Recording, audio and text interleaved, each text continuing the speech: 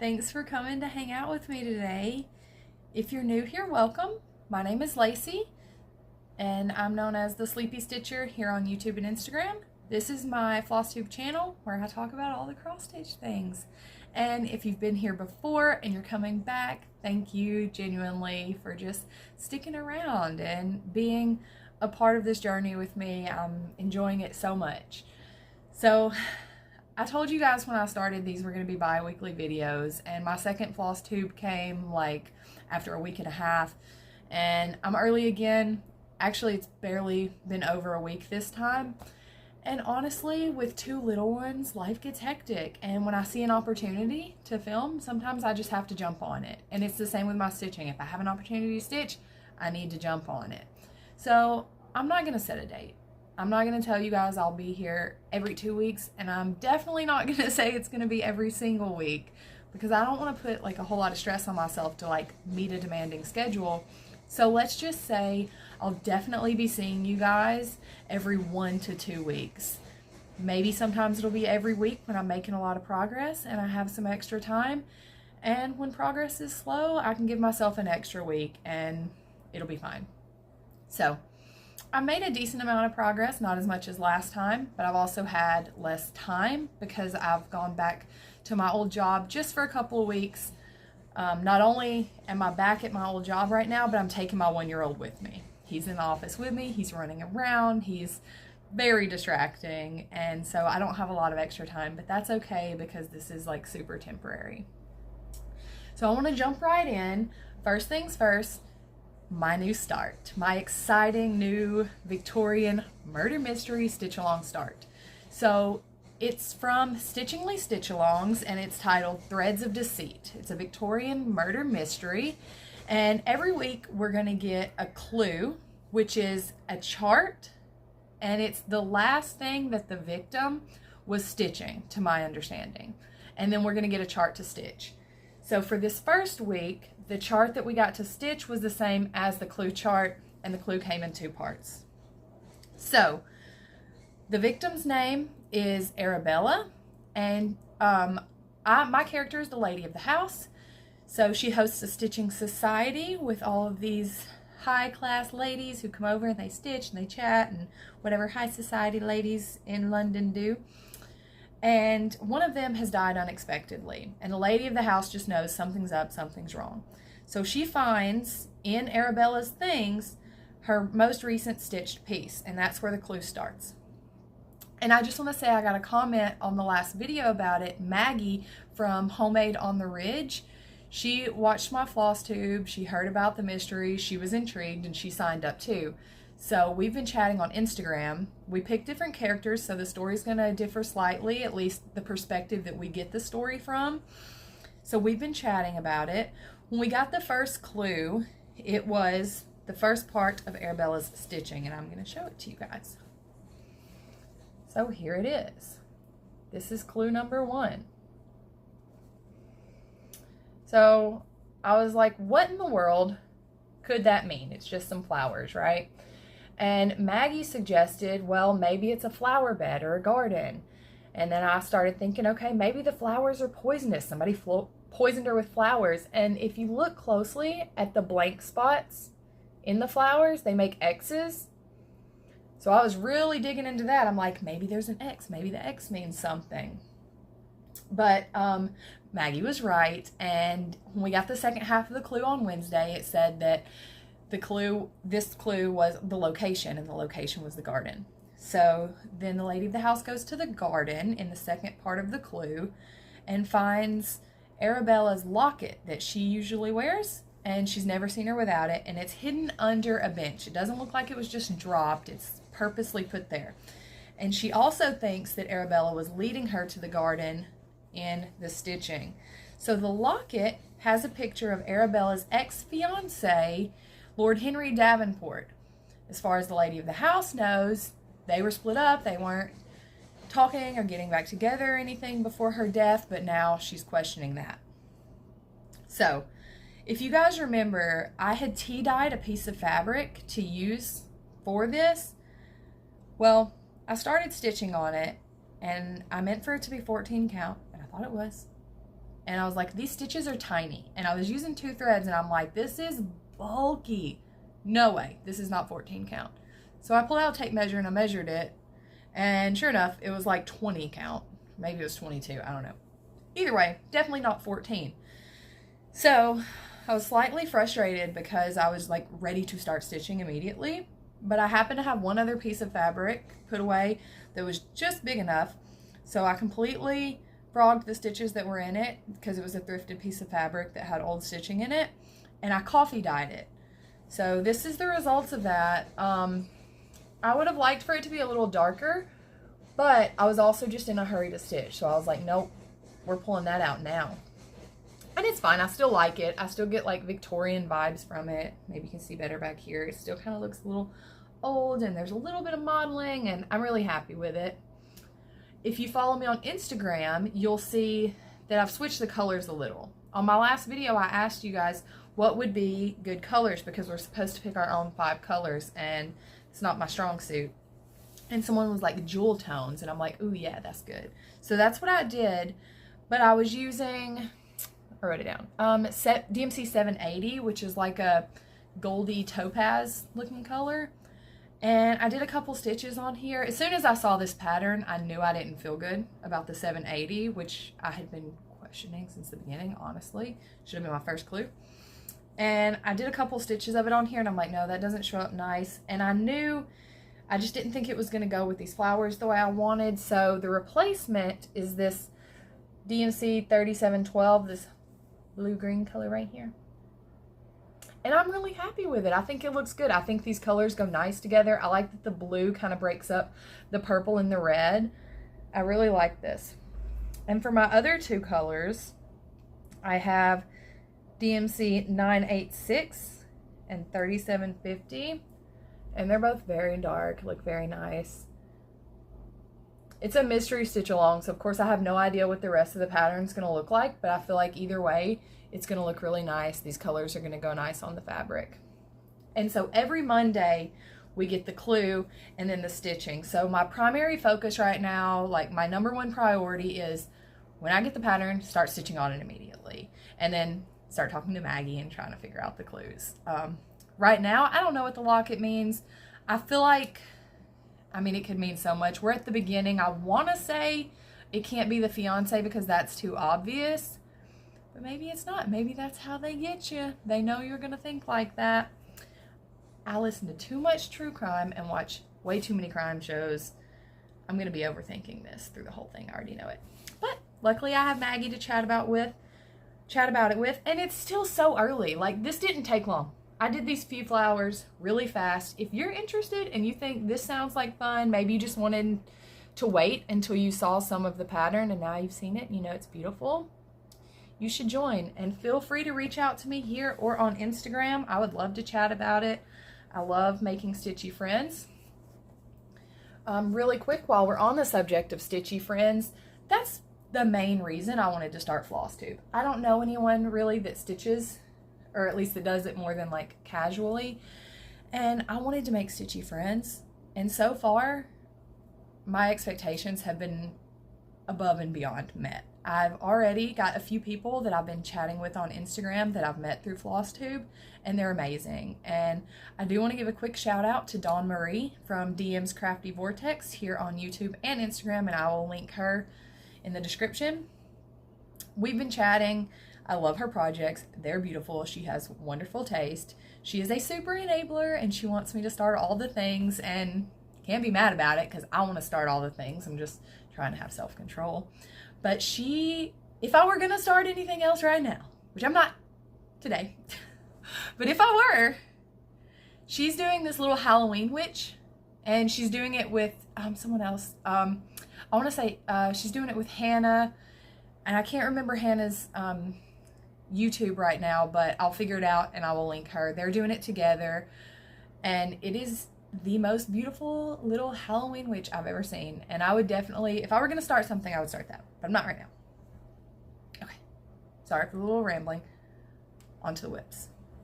So my first whip is going to be my Heaven and Earth Designs Quick Stitch. It's the Patchwork Quilt Room by Ciro Marchetti. charted by Heaven and Earth Designs. I stitch it with DMC threads on a 25 count Lugana. I'm doing 1/1 full cross, and I stitch in hand. I tried hoops, I didn't like them, and I tried Q-snaps, and I liked them for a while on smaller projects, but then I realized stitching in hand is just my groove. It works for me, it's what I like, and it feels good. That's what I do. So here's the patchwork quilt room. That's what it looks like. And I got 977 stitches in since last week on it, and I wanted to get a lot more, but I made myself put it away. So I'm at 2,453 stitches, which is 1.54%. So this is where it was, and this is where we are now. Let's just do it like this. So as you can see, because I started in the upper left hand corner, I started with lots of like reds and browns, and then there have been lots of blues and whites, and I really wanted to get to the greens because it's just a color I've not really been stitching. There's a lot of green in my other project, but it's dark deep greens, not these like bright cool greens. So I was really excited to get there. Once I did get there, I told myself, okay, you have to move on, because I don't know how people work on a project for a day and then switch it the next day, because I love my projects and I have to work on them for at least a couple of days, and then I have to force myself, basically pry it out of my own hands to start something else. So I got to the green and I was like, you have to put this away, and I did, and I haven't pulled it back out yet because it's only been a week, but I think I'm going to today. I'm really excited because look at the colors. I love this project. It's so nice. And I miss it. When I'm not stitching on it, I miss it. And I think about it. So yeah, if I have time today, I'm definitely pulling it out. Now I'm going to make time today. There will be time today, and I'm stitching on this beauty. It's done. All right. So my next one is also Heaven and Earth Designs. It's The Mountain Cabin by Dominic Davidson. I'm going to pop it up here. My baby. I love this project. I'm always going to love this project. I got 827 stitches into it, which puts me at 25,334 stitches. That's a lot for me. My biggest project before this one might have been 30,000 stitches, and it was a stamped project, so it was very easy and it went pretty quick. No confetti or anything like that. So this project's been with me the longest, and I love it so much, and it is my biggest project. I'm at 6.75%. It's got 375,550 stitches. So I'll be working on it for a long time. But I'm working on the sunset right now. So I only worked with DMC 3341, 760, and 3712 this past week. But look at those beautiful colors. Aren't they nice? I love those colors. So even though it's only a few colors, it's a lot of counting and skipping around. So like two stitches, skip 3, 1, skip 2, 1. So it's not going quite as fast as I would like, but that's okay. I'm still enjoying it. And I love that my projects are so different. So it's so different from the patchwork quilt room that when I do it, it just feels like a totally different thing. Totally different colors, totally different vibe. I'm stitching it differently. I'm doing like a semi-cross country by page on this one, and I'm doing more of just a kind of royal rose, but not really on that one. No parking. I don't do parking. It's not for me. But here's where I was before. And here's where we got to. All right. So yep, I've just been working in this section right here. I had all this orange down here and most up here. So I put in a little more orange. There's a little more fill in. And then a lot of the pinks and stuff you can see. Let me move it over a little bit. So hopefully I can show you a comparison side by side. Yeah, this is always, oops, sorry guys. I had an alarm come up on my phone. I hope you guys couldn't hear that. I hope it didn't mess this up. And if you can hear a little bit of weird noise in the background, that's my 1-year-old. He has like an exerciser. He jumps in. He's been a very bouncy baby his whole life since he was since we had to hold him up and he would like bounce, bounce, bounce. So he's in there bouncing in that, watching Mickey Mouse Clubhouse with my daughter. While we're talking about that, I've not touched my Mickey project. If you were here for my last video, you know that is my problem project. I've been fighting with it. I don't like the coverage of the black. A few other things with it. I won't go into it all again because I've already told you if you were here before. If not, you can go back and watch the video if you're interested. I didn't pick it up this week. The reason being, the time that I probably would have picked it up, I spent working on the stitch along. So like I said, that's #1 priority for me right now. I've never done a stitch along. It's my first, and I want to be caught up the whole time. They're kind of quick stitches. It shouldn't be a problem. So I'm just letting that be priority #1. As soon as it comes out, I'm going to put away whatever I'm doing. I'll just go ahead and plan, since I know they're coming out on Mondays, to not have anything else going on Monday. Stitch on that probably Monday and Tuesday, and then go back to whatever I was doing before. So I didn't pick up Mickey, but it's okay because I don't need, like, it's going to get finished.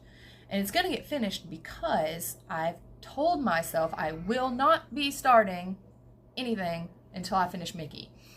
And it's the closest one to being done, and I can definitely do it. And I know I'll push through because I want to start some things. Lots of things I want to start, but I'm not letting myself. So that's my motivation. I will be getting it done. Not worried about it. A lot of my time went to this whip that I'm about to show you guys. It's a gingerbread recipe, and it's from Cross Stitcher magazine, and the designer is Emma Congdon. So fun fact that I learned, I'm going to go ahead and pop it up here and let you guys look at it while I'm chatting away. But Emma Congdon has an Etsy, and it's Stitcherovia, which is a pretty popular Etsy page for cross stitch designs, and I've looked at it before. I have some saved. They're on my wish list. I like a lot of her designs. But I didn't know this, and I learned it because I was watching Adelaide from Adelaide Stitches here on YouTube. So she's doing one of Emma's patterns, and I was like, oh, Emma Congdon, I know her. I'm doing her gingerbread pattern. And then she mentioned Stitcherovia Etsy. I was like, oh, I know that too, but I never put 2 and 2 together. So that was a fun fact for me, and maybe it will be for you too. You should check out her Etsy page. Beautiful patterns, amazing patterns. And also check out Adelaide's YouTube. She is doing a really fun 31 Days of Halloween right now. She films every single day, short videos. She's doing a Halloween advent calendar. So she stitches 1 block of it every single day on that day of the month. And then she's spinning a wheel, which is choosing another Halloween project that she also stitches on every day. A lot of them are new starts, and she picks some really beautiful patterns. So definitely go check out her YouTube. So here's where I was before on the gingerbread recipe. And here is where we are now. All right, so let's fold it up a little bit so I can kind of show you better. Oh, that didn't go good. Let's do it like this. Okay. Whoa. So this, as you can see, that's not doing what I want it to. Oh, sorry guys. All right, so I got this bottom part done of I gotta get a better hold of this, right here. And then I don't know if you can tell, but that's not just brown through there for the words. That is a whole bunch of white DMC block stitches on white fabric. Not a good time. I thought about saving it until there were already stitches around it, but I'm sure most of you know when you do that, it tends to, the white, when it comes through, it'll pick up the dark stitches around it. And it kind of, not always, but sometimes, and it kind of pulls through, and then the white doesn't look as pure and pretty, and that just bothers me. So I did all these, the whole word, and these lines up here. That's white stitching. Not only that, I was off somewhere, so I had to like super like fudge things and move them around as I went, so that wasn't fun.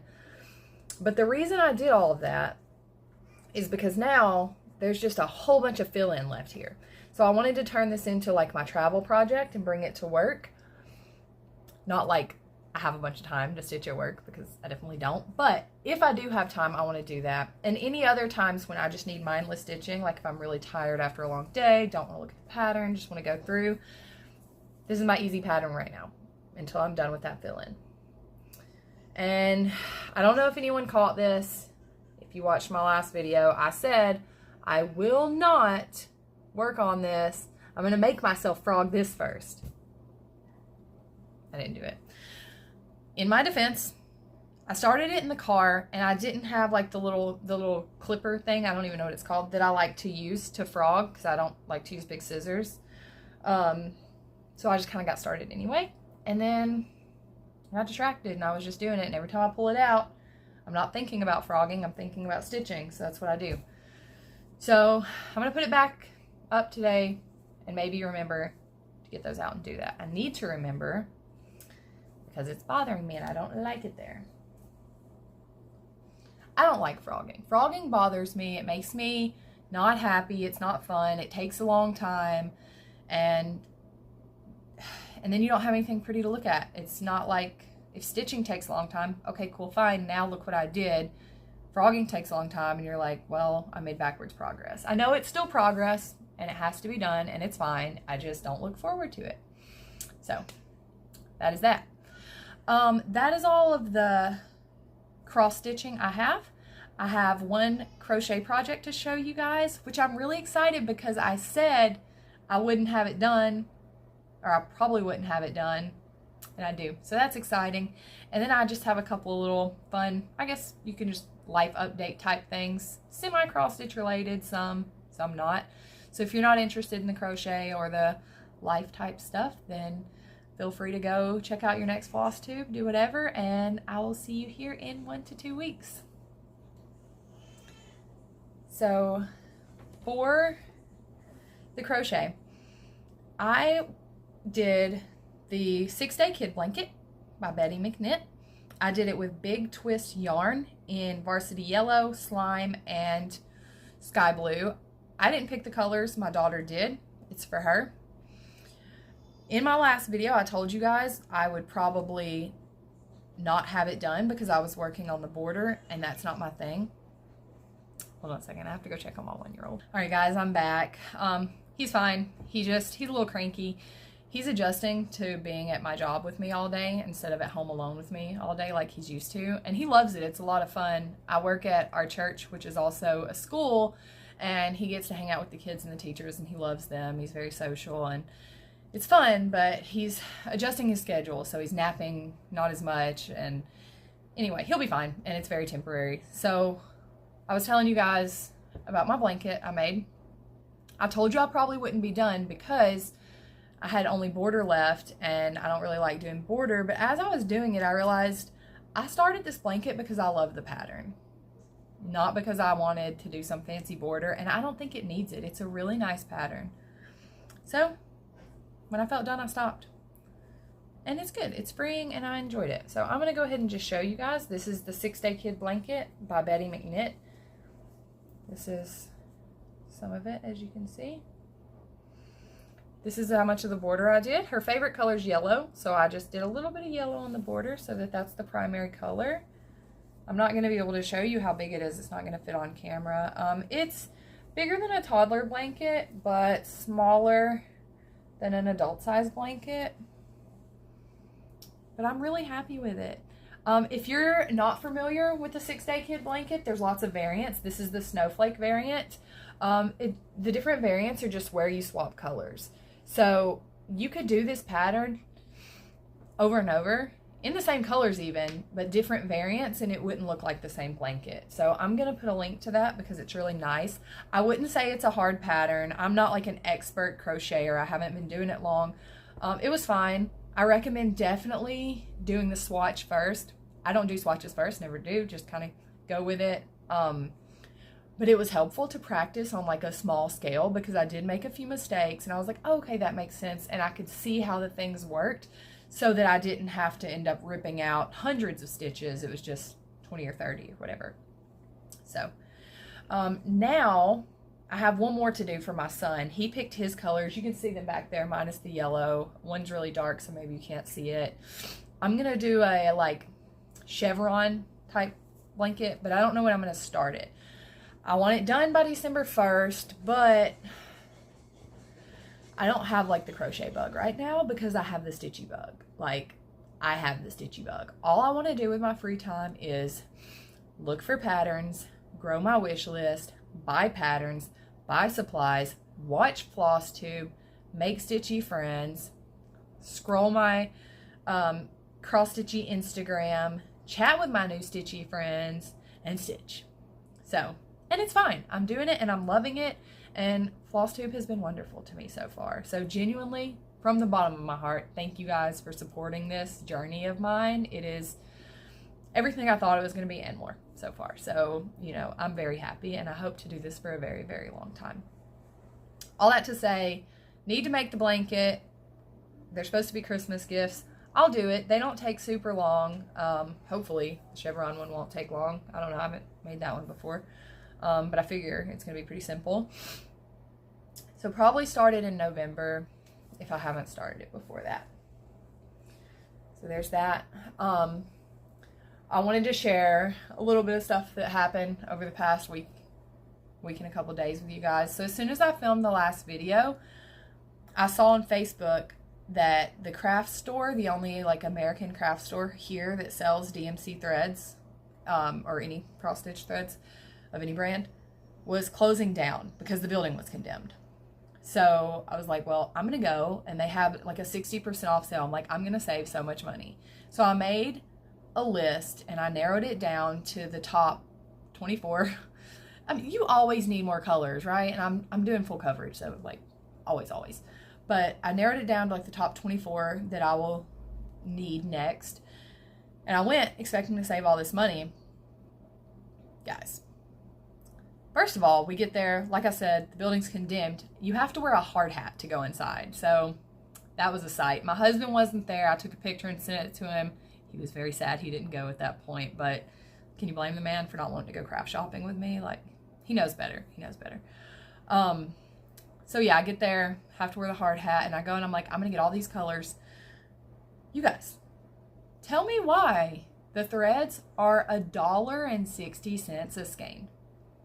Why are they so expensive? I don't know. And this is the only place that you can get them, American place to get them, right? It's on a military base. So there's one other option here, and it's a Japanese store, and threads cost like 150 yen per skein, which is a little over $1, which is still not a good price, but whatever. So that's where I go. I go to the Japanese store when I just need a few colors or I need them quickly for something. So even at 60% off, $1.60 a skein, it was like 60 something cents, which is literally the same price pretty much as 123 Stitch. I think it was a couple cents cheaper, but it's not, you don't have to pay shipping and you can get it right away. The stock was terrible. I don't know if it's always been terrible or if it was just because people had been buying it out. I'm really not sure, but I only ended up getting 6, which is fine because it wasn't that great of a deal to begin with. But I will say, Dawn Marie from DM's Crafty Vortex and Leanne from Small Town Stitches, I've heard them both talk about using CXC threads. I know a lot of people don't like doing that, but I'm willing to try it out. The next time I kit up and full coverage, I'm going to use them because it's significantly cheaper. And if you stitch full coverage, especially ones with 90 colors and you need multiple skeins of some of those colors, it adds up really fast. And for someone who plans to start many new projects in the coming years, that would save us a significant amount of money if, you know, if they're good, which I trust them. If you've seen Dawn Marie or Leanne's projects, they're beautiful, gorgeous projects. So I trust their opinions. And I'll link their YouTubes down below as well, so you can go check them out. Another little thing, a fun thing I like to do, kind of a hobby, is baking. I don't bake a lot because my family doesn't eat like a ton of sweets, and there's just me and my husband, obviously the only adults, and we would eat the most of them and eat way too much, and you know, it's just a rabbit hole. So recently I learned to do sourdough, and I really enjoy it. I feel good about it. It saves my family money. It's fun. It's like a challenge. You know, it's healthy. It's good for you as opposed to other things, right? So what I've done is I basically just quit buying our bread from the store and I make it homemade. I've done artisan loaves. I've done some sandwich loaves. I did some cinnamon rolls, which were the best cinnamon rolls I've ever had in my life. I'll probably never be able to buy cinnamon rolls again. I'll always have to make them. But I recently tried bagels, so I just thought I'd share that with you guys. I'll pop up a picture here. My shaping needs lots of work, but they tasted really good. They're like onion and chia seed bagels, and we really enjoyed them. So that's just a little fun fact, a little hobby of mine, if anyone's interested.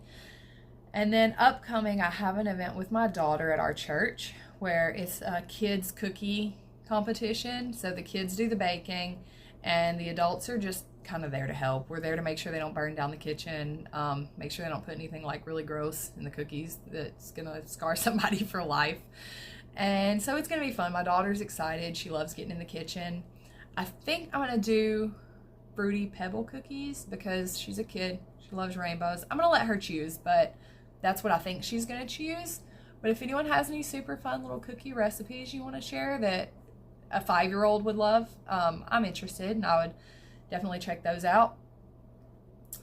But I think that's all I wanted to share with you guys. This video was a little quicker than I planned for it to be, but there was only like a week since I last talked to you guys. So again, I just want to say thank you to you guys for supporting me, and I'm so happy that I decided to take this leap and do this journey with you guys. I'm enjoying every bit of it. I'm loving my new stitchy friends. I'm excited to make more stitchy friends.